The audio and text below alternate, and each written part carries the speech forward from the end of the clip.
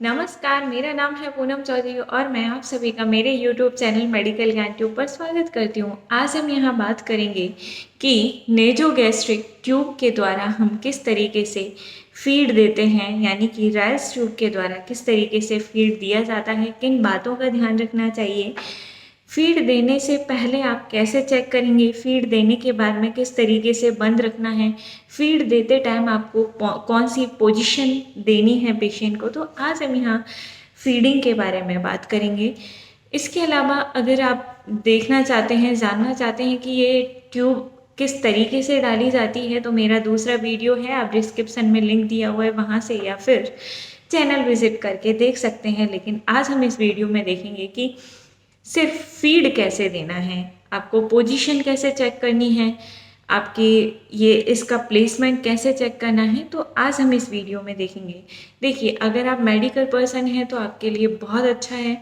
उसके अलावा अगर आप किसी पेशेंट के रिलेटिव हैं, कई बार क्या होता है, जो मरीज़ होता है वो हॉस्पिटल से डिस्चार्ज हो जाता है लेकिन उसकी ट्यूब डली हुई होती है, तो घर वालों को फीड देना पड़ता है। तो उस कंडीशन में आप ये वीडियो देख सकते हैं, आपके लिए बहुत हेल्पफुल रहेगा कि आपको कब फीड देना है, कैसे फीड देना है। तो चलिए बात करते हैं। ये जो ट्यूब होती है इसे हम राइस ट्यूब या नेजोगैस्ट्रिक ट्यूब कहते हैं। ये ट्यूब जो होती है वो ट्यूब आपके नाक के द्वारा, इस तरीके से नाक के द्वारा आपकी फूड जो पाइप होती है जिसे ईसोफेगस कहते हैं, उसके द्वारा आपके स्टमक यानी कि खाने के थैले में डाली जाती है। आप इस तरीके से समझिए इसको। ये नाक है, हम मुंह से इसलिए नहीं डालते हैं क्योंकि पेशेंट जब ओरिएंटेड होगा तो इसको दबा देगा दांत से, तो वो किंक हो जाएगी, इसलिए हम हमेशा प्रीफर करते हैं नोज से डालने के लिए। ये नाक है, नाक से ये गले से होके आपका जो ईसोफेगस है उससे जाकर के ये आपका जो खाने का थैला है जिसे हम स्टमक कहते हैं उसमें जाके डल गई है। तो चलिए स्टार्ट करते हैं कि आपको जब आप किसी पेशेंट को फीड देने जा रहे हैं तो आपको कौन सी पोजीशन का ध्यान रखना है। देखिए, यहाँ पर पोजीशन बहुत मैटर करती है। क्यों मैटर करती है मैं आपको वो बताती हूँ। आपका जो ये खाने का थैला होता है, यहाँ पर एक वॉल्व होता है, यानी कि आपका जो, ये समझिए ये आपका स्टमक है और ये इस तरीके से एक ढक्कन से बंद होता है।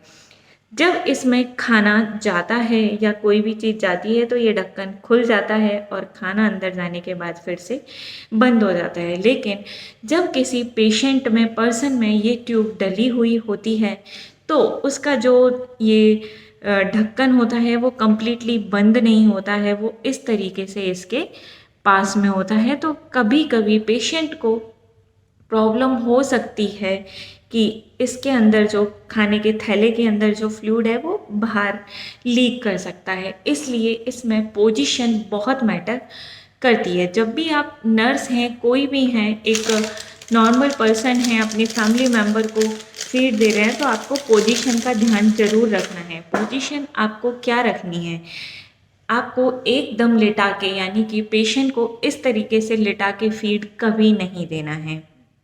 क्यों नहीं देना है, क्योंकि आप लिटा के देंगे तो ये जो है वो रिलैक्स रहेगा और रिलैक्स होने के बाद में वहाँ से लीक हो सकता है। अगर आप उसे इस तरीके से कम्प्लीटली बिठा के भी देंगे तो आपका जो फीड है वो नहीं जाएगा, ऑब्स्ट्रक्शन आपको फील होगा। इसलिए हमेशा आप ना तो उसे बिठाकर फीड दें ना लेटाकर। तो कैसे फीड देना है, देखिए, जैसे ये कोई लेटा हुआ है तो इसे 30 डिग्री पे बिठा दीजिए, यानी कि आपको आधा बैठा होना चाहिए। इस तरीके से मैं पूरी बैठी हूँ लेकिन इस तरीके से आपको ये पोजीशन होनी चाहिए आपके पेशेंट की, यानी कि ना पूरा लेटा होना चाहिए ना पूरा बैठा होना चाहिए, ये पोजीशन होनी चाहिए, यानी कि 30 डिग्री पे होनी चाहिए।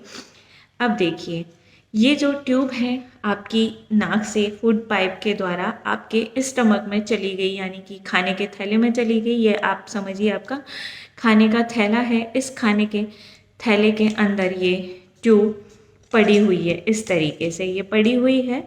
इसके अलावा जो आपको बाहर इतना एरिया दिख रहा है, अब आपने पोजीशन चेक कर ली है कि उसे आधा बिठा के देना है। अब आप कैसे चेक करेंगे कि ये आपकी ट्यूब सही है या नहीं है? क्या पता ये निकल के कहीं और ना गिर गई हो और आप जब खाना डालेंगे उसके अंदर तो वो खाना बाहर जाके फैल जाएगा, जो कि पेशेंट को रिस्की हो सकता है। तो आपको किस तरीके से चेक करना है? सबसे पहले आप ये जो है ढक्कन है ये हमेशा बंद रखिए, कभी भी खुला हुआ नहीं होना चाहिए। क्यों नहीं होना चाहिए?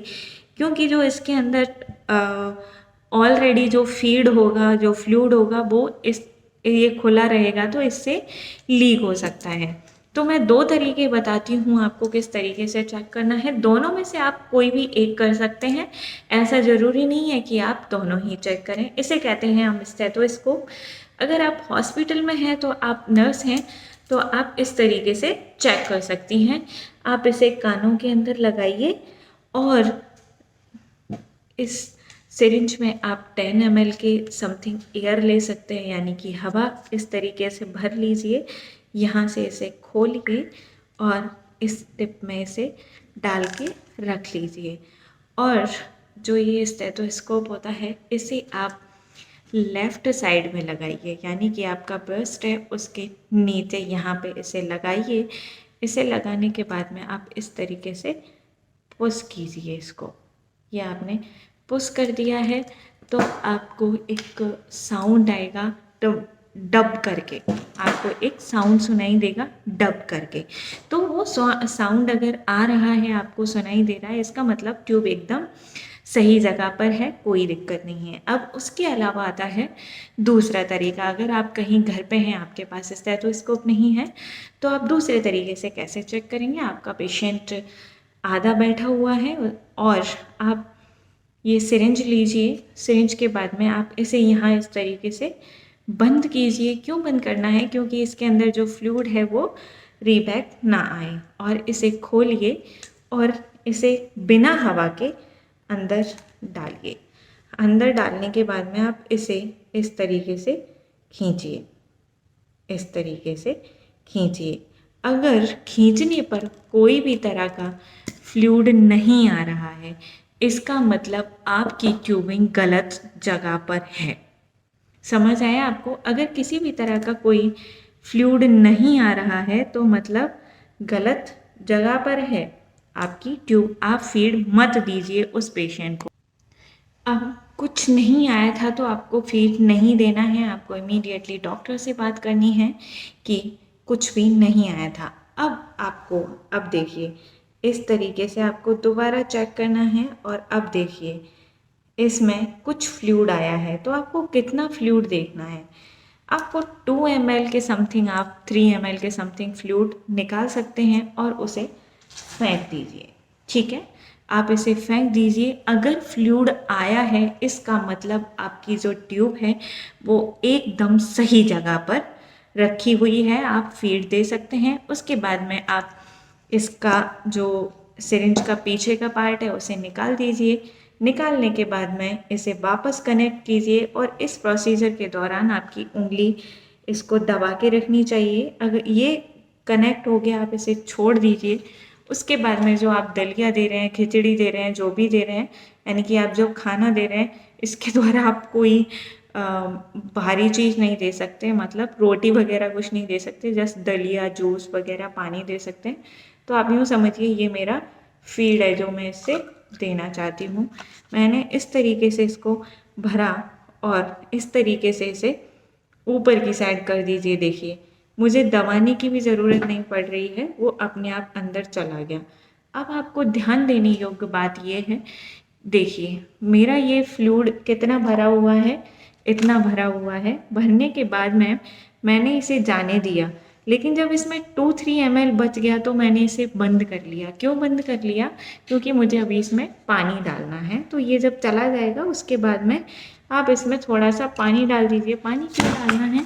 क्योंकि जो आपकी ट्यूबिंग है वो भी क्लियर हो जाएगी और पेशेंट को पानी भी मिल जाएगा। तो आप इस तरीके से पानी डालिए और फिर वही 2 ml के समथिंग बच जाएगा। उसके बाद में आप इस तरीके से इसे टेढ़ा करके निकाल के, ना तो आपका फीड गिरा कहीं पे ना कुछ हुआ, और इस तरीके से वॉश करने के लिए दे दीजिए और इस ढक्कन को बंद करके और फिर से छोड़ दीजिए। तो ये हुआ हमारा, हमने किस तरीके से पेशेंट को फीड दिया, हमारी पोजीशन कौन सी थी, हमने किस तरीके से चेक किया।